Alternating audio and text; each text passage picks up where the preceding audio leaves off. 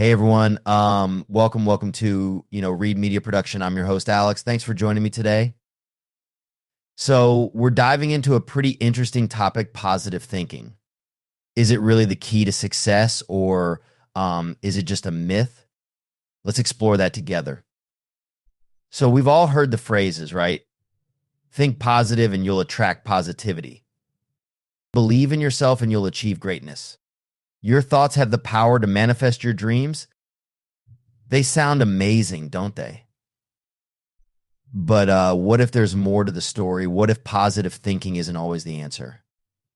Positive thinking is huge in self-help culture. It's everywhere: motivational talks, best-selling books. The idea is that our thoughts can shape our reality. But sometimes when we face problems, positive thinking can actually hold us back. It can make us ignore the real issues or downplay them, which isn't helpful at all. Plus, there's this pressure to always be happy and cheerful, even when we're struggling. That's just not realistic. And let's talk about the bigger picture for a sec. Positive thinking often ignores things like privilege, systemic inequality, and social injustice. It puts all the responsibility on the individual, as if thinking positively can overcome any obstacle. But we know life's not that simple. We need to recognize and address these external factors too. Another thing is toxic positivity.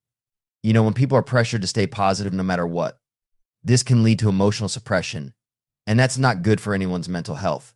It's okay to feel sad, to grieve, or to admit that things aren't okay. Now, what does science say about all this? Well, it's kind of a mixed bag. Positive self-talk can be helpful in some situations, but in others, it can increase anxiety and decrease performance.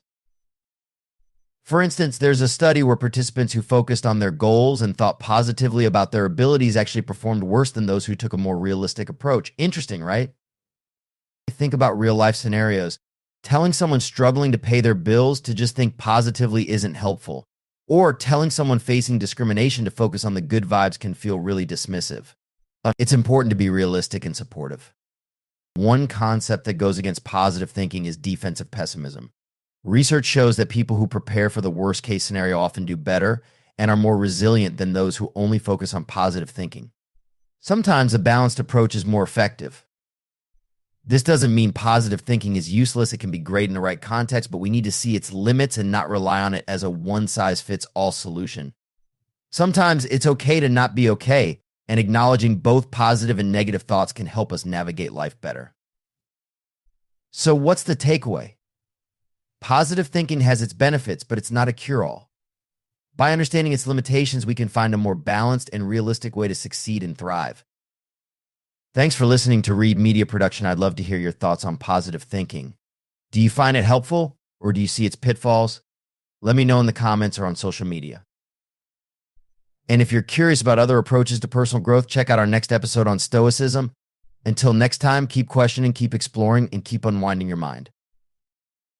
You've been listening to Read Media Production with Alex. If you enjoyed this episode, don't forget to subscribe, rate, and leave a review.